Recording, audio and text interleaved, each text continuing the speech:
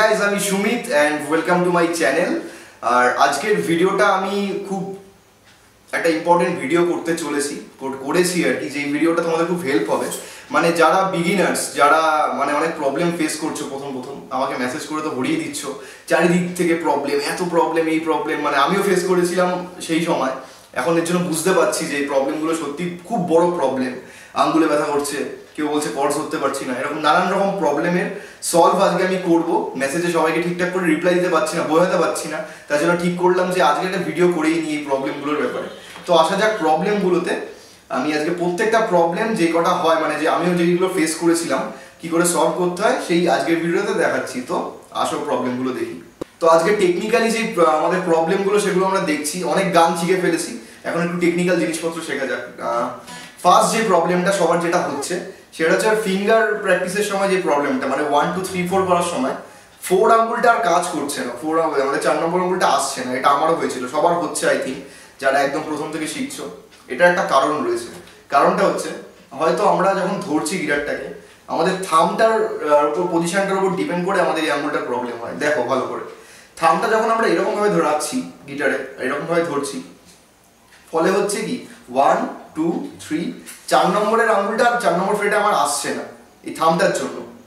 থামটা যদি এইরকম ভাবে রাখি, মানে ফ্রেট বোর্ডের সাথে সমান্তরাল ভাবে এদিক করে রাখি মানে থামটাকে, তাহলেও একটা প্রবলেম হচ্ছে। 1 2 3 আর 4 নম্বরের জায়গায় আঙ্গুলটা আসছে না,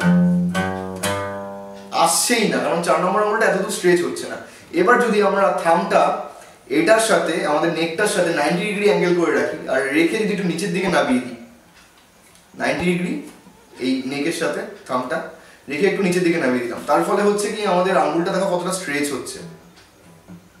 তার ফলে আমি ইজিলি 1 2 3 4 1 2 3 4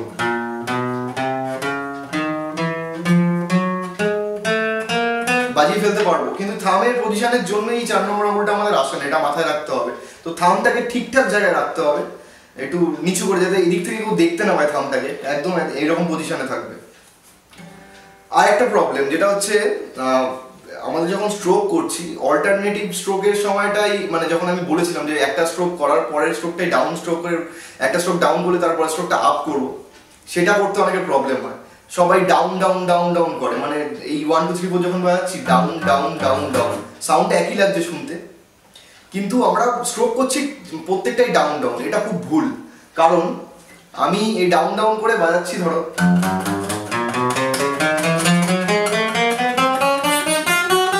এই স্পিডে বাজিয়ে দিলাম, কিন্তু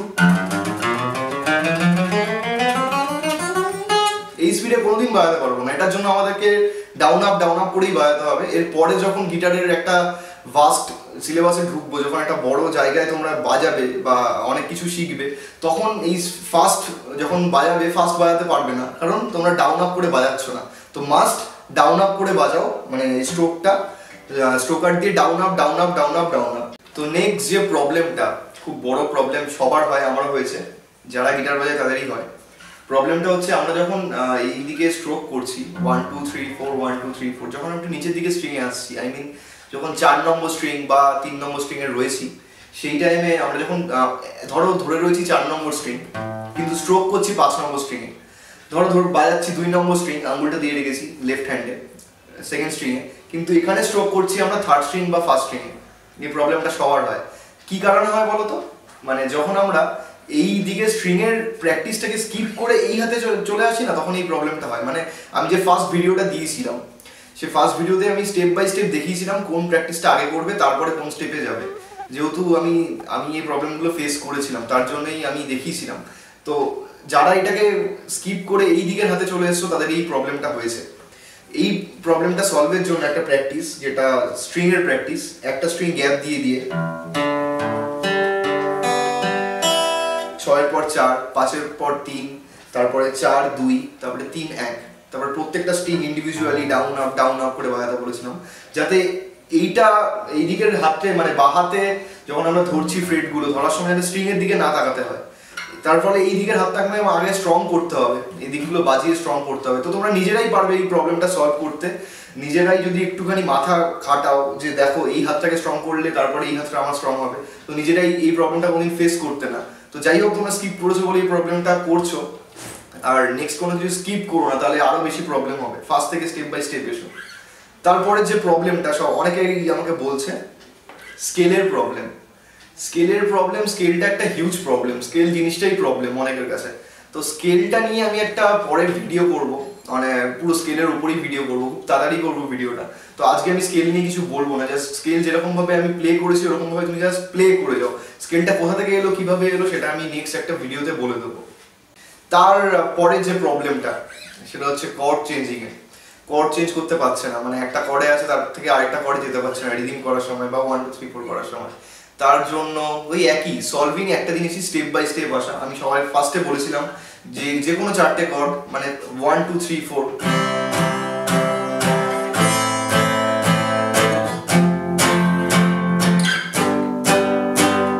4x4 বাজানোর আগে এই চারটে তাল রেখে 1 2 3 4 চারটে বিট রেখে এটা বাজানোটা ইম্পর্টেন্ট খুব। 3x4 হলে তিনটে বিট রেখে 1 2 3,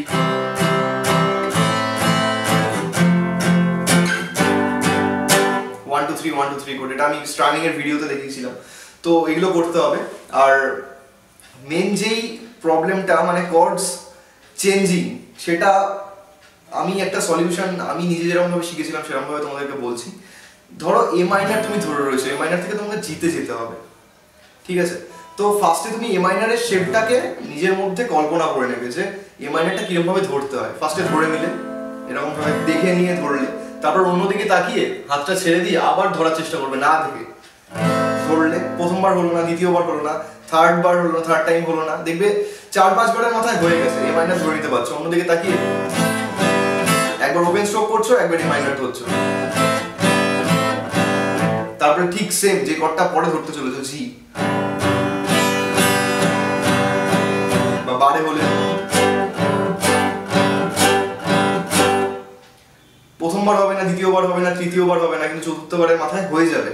এরকম ভাবেই হয়। প্রথম দিকে না হলে অনেকে ফ্রাস্ট্রেশনে পড়ে যায়, হচ্ছে না আমার দ্বারা, গিটারটা ছেড়ে দেয়, কিন্তু ছাড়বে না, লেগে থাকবে, ইজিলি হয়ে যাবে। তো মানে কর্ডের শেপগুলোকে নিজেদের মধ্যে একটা ইমাজিন করে নিয়ে ধরে বাজাবে।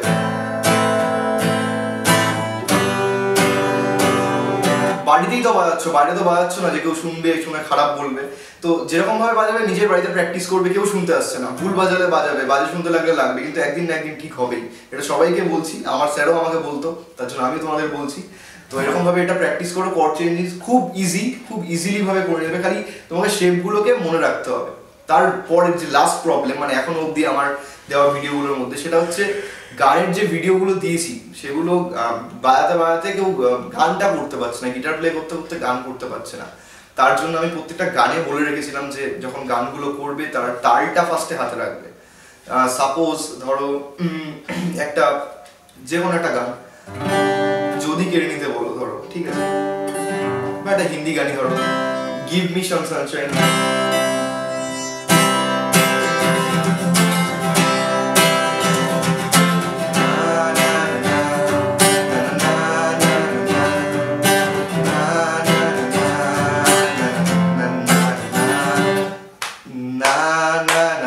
তালটা রাখছি আমি হাত, না না না না, 1 2 3 4 1 2 3 4, তালটা রাখা মাস্ট। তালটা তুমি একবার ধরে নিতে পারলেই যে এটা 4 এ চলছে বা এটা 3 কাউন্টে চলছে, তখন রিদিমটা বাজানো একদম ইজি হয়ে যাবে। আর সব সময় যেই কর্ডসে গানটা করবে সেই কর্ডসে ফার্স্টে ধরে নিজের গলাটা মিলিয়ে নেবে। ধরো সিতে আমি আছি,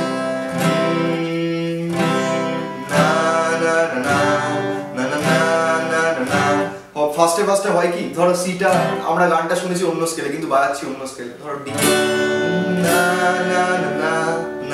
ডি ধরার সাথে সাথে আমার গলার ভয়েসটাও চেঞ্জ হয়ে যাচ্ছে। তো গান গাইতে গেলে ফার্স্টে স্কেলটা, নিজের গলাটা, যে কর্ডটা ধরেছো সেই কর্ডে তোমার গলাটা ফার্স্টে নিয়ে যেতে হবে, তারপরে গানটা করবে। কারণ আমরা কথা বলছি এক স্কেলে বাট ধরছি অন্য স্কেল, সেখানে গানটা করতে হচ্ছে, এর জন্য বেসুরে লাগে শুনতে।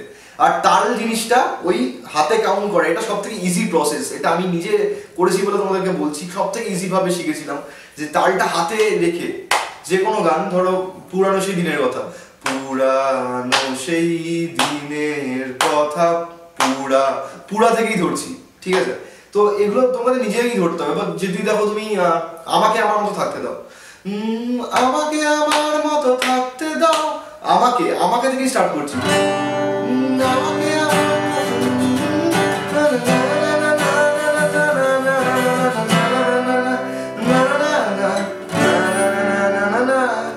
তো ফার্স্টে তুমি 1 2 3 4 করেই বাজাও, স্ট্রামিংয়ে যাওয়ার দরকার নেই। 1 2 3 4টা তালে চলে এলে তারপরে তুমি রিদিমে ঢুকবে। তো ফার্স্টে স্টেপ বাই স্টেপ এইটুকুনি বুঝলে যে কোনো প্রবলেম হচ্ছে মানে তুমি কোনো একটা স্টেপ স্কিপ করেছো, তো কোনো স্টেপ আর স্কিপ করো না। নেক্সট ভিডিও থেকে আমি যখন আরো গ্রামারের দিকে যাব তো পরপরই যেও, গান তো আছেই, গান তো ইজিলি সব জায়গা থেকে পাবে, অন্যান্য টিউটোরিয়াল থেকেও গান পেয়ে যাবে, কিন্তু আমি চেষ্টা করবো গ্রামারের দিকটাকে স্ট্রং করানো যাতে নিজেরা প্লে করতে পারো। গানের কর্ডস সার্চ করলে এমনিই পেয়ে যাবে, আমার তার জন্য আমাকে কোনো দরকার নেই।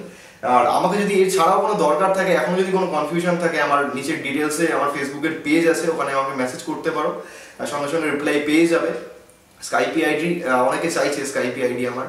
তো যাদের খুব প্রবলেম হয় তারাই, কারণ আমি সবসময় টাইম পাই না, আমারও কলেজের কাজে কিছু বিজি থাকে, আমি থাকি, নানান রকম শো থাকে, সবসময় টাইম দিতে পারি না। তো যেটুকুনি পারবো অবশ্যই তোমাদেরকে দেবো, হেল্প করবো। আর আজকে প্রবলেম আমি আই থিঙ্ক সলভ করতে পেরেছি। নেক্সট যদি কোনো প্রবলেম হয় আবার এরকম টাইপের ভিডিও করব। তো প্রবলেমগুলো আমাকে মেসেজে জানাতে থাকো, আমি একসাথে অনেকগুলো প্রবলেম গ্যাদার হলে আবার এরকম টাইপের একটা ভিডিও করব। তো আজকের ভিডিওটা এই অবধি থাক, দেখা হবে নেক্সট ভিডিওতে।